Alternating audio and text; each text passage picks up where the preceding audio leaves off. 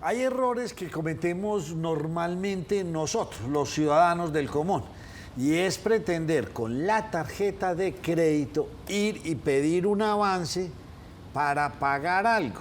Resulta que me estoy gastando la plata del mes que viene porque también la tengo que pagar.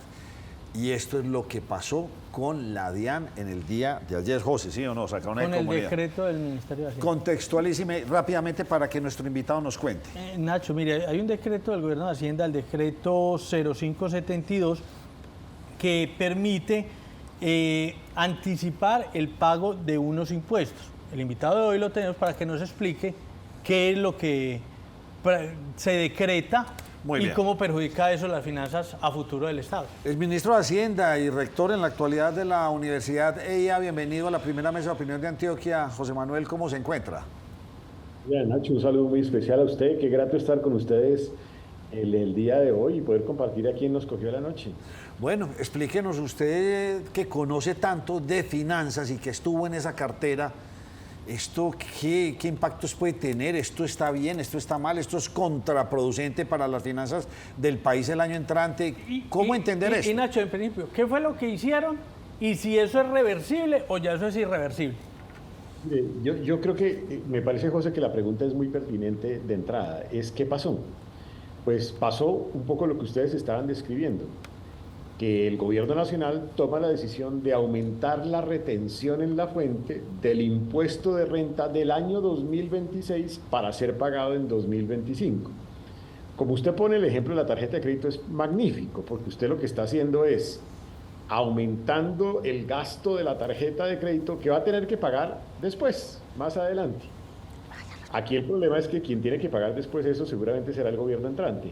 Pero más allá de eso, pues es muy peligroso para el país empezar a tomar este tipo de decisiones que son una expresión de desespero. O sea, el gobierno está desesperado con el serio problema de caja que tiene en este año. No tiene con qué pagar, no tiene el recurso fresco para poder pagar las deudas que está teniendo en este año. Entonces se le ocurrió la genial idea de ir y, yo lo pongo con otro término, jinetear los recursos del 2026 para usarlos en el año 2025. ¿Cómo lo hizo? Aumentando la retención en la fuente, las tasas de retención en la fuente. ¿Y esto por qué es inconveniente? Yo digo que tiene dos razones de inconveniencia. La primera de ellas es porque la mayoría de los empresarios en Colombia, en Antioquia, son tenderos, son pequeños comerciantes, son pequeños industriales. Es el que tiene la fábrica de confección en la casa. Y a esa persona le va a tocar pagar más retención en la fuente en este año 2025 de un impuesto que tenía que pagar en el año 2026. Para muchas empresas va a significar 2 y hasta 3 veces más la retención que históricamente habían pagado. ¿Eso qué significa? Que van a tener que endeudarse. Es decir, estamos forzando a pequeñas, medianas, grandes empresas a que se endeuden para pagarle al Estado en este año 2025 un impuesto que no era para pagar este año, sino era para pagar en el 2026. Y el segundo efecto es que de verdad el gobierno entrante el 8 de agosto del 2026 va a llegar y no va a tener con qué pagar las cuentas, no va a tener con qué pagar nada. ¿Por qué? Pues porque el recaudo tributario se fue del 2026 al 2025. ¿Y para qué se fue al 2025? Pues yo no sé, para derrochar, para lo que estamos viviendo en este momento, que es exceso de gasto, de burocracia. Me parece que es una decisión profundamente irresponsable. De verdad es muy irresponsable y muy peligrosa para el país. Exministro, yo quiero seguir llevando esta explicación a su mínima expresión, tal y como usted lo está haciendo, para que entendamos absolutamente todos. En cristiano, cuando nosotros, los ciudadanos de a pie, tenemos que recurrir al mal llamado abrir un huequito para tapar otro y abrir un huequito para atrapar otro, es que ya estamos en una situación fiscal en la que tenemos que alzar la mano para pedir ayuda. ¿Eso no es más o menos lo que está sucediendo, guardando las proporciones, por supuesto, con el gobierno nacional? Está pasando eso y este no es el único caso. Fíjese, la otra idea genial con una intervención por parte de la DIAN es quitarle la caja a Ecopetrol casi en un 50% para gastársela también en este año. Es que miren, las cifras son contundentes, los hechos son tosudos. La caja de la nación ha caído entre un 70 y un 80% de los promedios históricos que tenía la nación cada día o cada mes. ¿Eso qué significa? Que la caja, que es la liquidez que tiene una empresa, en este caso la gran empresa que se llama Colombia, se ha caído en 8 de 10 pesos. Cuando usted enfrenta esa realidad, usted está frente a un problema complicadísimo. Entonces, ante esa circunstancia, lo que encontró ahora el gobierno es, vamos a usar la platica que se supone que teníamos para el próximo año y nos la vamos a gastar este año, así de sencillo. Eso es exactamente lo que está sucediendo. Por eso digo que es una decisión supremamente peligrosa, además de irresponsable. ¿Y saben cuánto va a terminar capturando por esto? Las estimaciones oscilan entre unos 7 y 10 billones de pesos. O sea, es una reforma tributaria encubierta. Lo que pasa es que es una reforma tributaria encubierta para solucionar el problema de caja del 2025, a costa de la situación tributaria del 2026. ¿Y no sería mejor ir a pedir entonces un crédito al Banco Interamericano, a cualquier? ¿No sería más fácil entonces cuadrar la caja pidiendo un crédito que poniendo a estos empresarios en una situación tan compleja? Seguramente sí, Nacho, pero también ahí hay que tener en consideración que el gobierno ya en este año va a llegar al mayor nivel de deuda en la historia del país con respecto al PIB. Las estimaciones que se hacen son que llegará a ser del 63 al 65% del PIB, mucho más que el año de la pandemia. Y no estamos en una pandemia, o bueno, estamos de pronto en otro tipo de pandemia. Para seguir en términos muy de coquito, como mencionaba Andrea, si una empresa debía pagar el año entrante, por poner un ejemplo, 1 millón de pesos de retención en la fuente, ¿cuánto con el decreto debe anticipar ahora con un año de anterioridad? Voy a poner un ejemplo aquí con datos exactos. Yo soy una empresa de servicios de publicidad, aquí la tengo. O soy una empresa de servicios de correo, de arquitectura. O soy una entidad comercial, una compañía que presta actividad comercial. Si antes pagaba, en el año pasado pagué 1 millón de pesos en retención en la fuente, en este año voy a pagar 2 millones de pesos. Cuando hablamos de 1 millón suena poquito, pero es que las empresas pueden estar pagando muchísimo más y en proporción a sus ingresos, ese 1 millón de pesos puede ser muy significativo. Entonces ahí es donde yo digo que muchas personas jurídicas, o sea, empresarios, van a tener que endeudarse para terminar pagando esta retención en la fuente. Y lo peor de todo, ¿sabe qué? Es que ya lo vivimos con el impuesto de personas naturales. No sé si ustedes recordarán el año pasado en donde mucha gente tuvo que salir a endeudarse para pagar el impuesto de renta por una decisión igualita que nos habían aplicado hace un año, pero en ese caso para personas naturales. Entonces, el tema es delicado porque efectivamente en el sector minero significa 3 veces más, en el sector de entidades de servicios públicos 3 veces más, en el sector de telecomunicaciones 2 veces más, en el sector de comercio y servicios 2 veces más, y en algunos sectores agropecuarios e incluso de salud también más. O sea, realmente es en la mayoría de los sectores de la economía. ¿Esto es optativo o esto es obligatorio? Ya es obligatorio, es un decreto. Ahora, ¿qué pasa ahora con el decreto? Porque el decreto tiene otras cosillas. Voy a poner un ejemplo. Los curas, un padrecito que tiene su parroquia y que recibe sus emolumentos.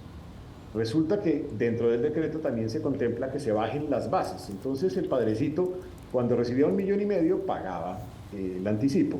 Ahora se les ocurrió que tenía que pagar desde los 400,000 pesos. O sea, bajaron la base. Por lo tanto, esos padrecitos que antes no pagaban, ahora van a terminar pagando. Estoy poniendo simplemente el ejemplo para que ustedes vean que esto no solamente pasa con el padrecito, sino con otras empresas a las cuales le están aplicando la misma cosa. No es solamente que se aumente la tarifa de retención, sino que también se bajan las bases de retención en la fuente. Entonces muchos más van a aparecer o van a terminar pagando adicional. Eso sobre todo aplica a microempresas y pequeñas empresas. Entonces, esto ya es decreto. Es un decreto que obviamente puede ser debatido jurídicamente. Tiene que ser debatido ante el Consejo de Estado. O sea, el Consejo de Estado tiene que pronunciarse sobre esto.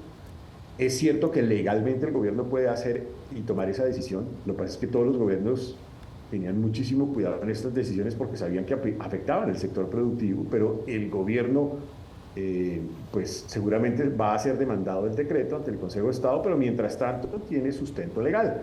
y ese sustento legal significa que lo puede aplicar. Yo espero que el Consejo de Estado se pronuncie muy rápidamente, porque de verdad aquí primero hay pues una acción casi que lesiva contra el sector productivo, en donde los pagos terminan siendo significativamente altos, por un lado, y por el otro lado, esa disminución de la base de retención en la fuente podría alguien interpretarla como que se está imponiendo un impuesto, y eso no es competencia del gobierno, es competencia del Congreso de la República. Y finalmente porque esto tiene implicaciones severas sobre la economía, en materia fiscal y en materia productiva y empresarial. ¿El decreto tiene actividades exentas o es para todos?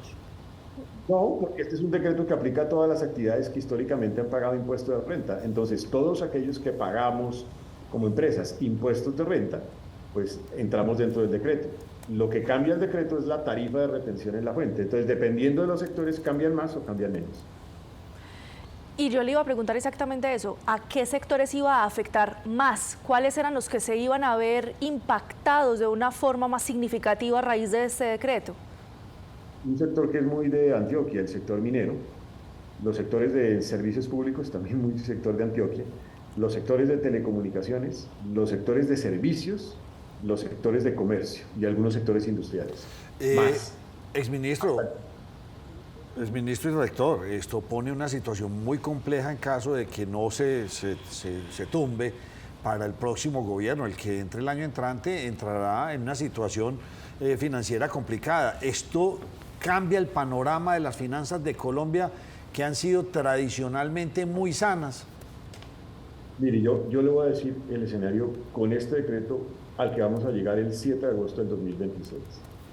Vamos a llegar con un país sin caja para poder cubrir las obligaciones de la nación de ese año, porque obviamente el gobierno va a gastarse buena parte de la caja a inicios del año, y como no va a haber suficiente caja, no va a haber suficiente caja para el periodo de agosto a diciembre del año 2026.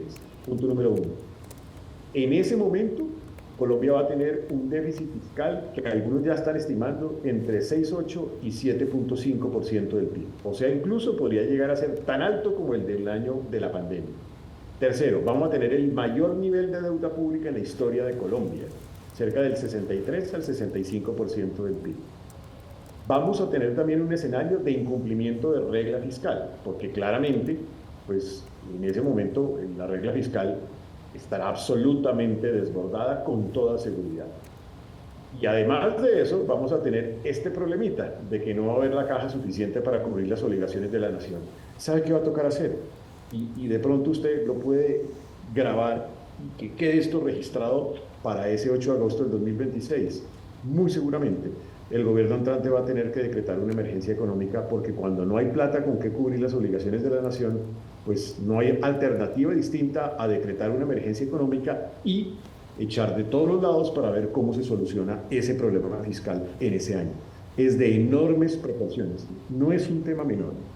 Eso sin contar el efecto que tendrá en el 2025 sobre el sector productivo, que resulta que es el que genera crecimiento. Qué tristeza que en un año en donde se iba a recuperar el crecimiento, el sector productivo se ve afectado por la caja, que es por donde se quiebran las empresas. Ojo con eso. Allá iba mi pregunta. ¿Qué tanto va a impactar esto la caja del sector productivo? O sea, eso obviamente dependiendo del sector y de la actividad, el porcentaje es muy distinto, pero si uno pudiera hacer un promedio, ¿eso qué tanto puede impactar la caja de una actividad productiva? Es que depende mucho de las empresas, pero por ejemplo yo hago parte de un par de juntas directivas de 2 empresas y ya pedí el dato, y el dato es que se multiplicaron por 2 los pagos que tenía que hacer la entidad. ¿Y eso qué significa en proporción a las utilidades? Pues puede significar en proporción a las utilidades entre un 10 y un 15%. Pues, rector de la Universidad de EA, muchas gracias por habernos dado este tiempo. Lamentablemente, a veces quedamos con la duda. ¿Será que estamos necesitando todos estos recursos porque estamos en campaña? ¿O porque se vienen todas estas nuevas elecciones? ¿O porque queremos cumplir como un montón de cosas que no se han hecho? Quedamos con la duda. O queremos joder al que llegue. O queremos que el que llegue muy mal y yo regresar, como nos lo han dicho varios invitados, amigos suyos, exministros de Hacienda que han pasado por esta mesa y exalcaldes que nos dicen, no, es que de pronto no quiere volver en el 26, pero en el 30 volverá. Entrego todo complejo para yo recuperarlo en el 30. Y todo esto hace parte de una estrategia. Pues eso podría ser, ¿sabe? Se me parece mucho a la Argentina cuando llega Macri. Y después de Macri, ¿quién llega? Pues de nuevo los Kirchner. Y después, cuando ya llegamos a la destrucción total, pues le tocó llegar a una persona totalmente distinta con unas medidas muy radicales, que es Milei. Entonces, eso ya pasó en la Argentina. Entre otras, además, yo le vi el programa con el exministro Cárdenas y Cárdenas pone de presente que mucha de esta plata se está llevando a burocracia y él pone los datos concretos.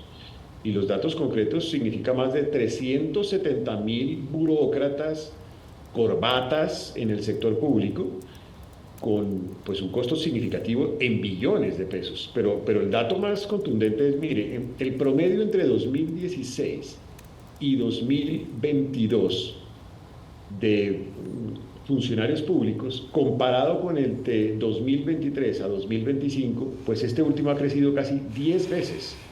Los funcionarios públicos, incluidos corbatas también. Entonces, sí se están incrementando las corbatas de manera desaforada. Parte de este dinero va a cubrir corbatas. Y las corbatas lo llama el exministro Cárdenas el empleo militante.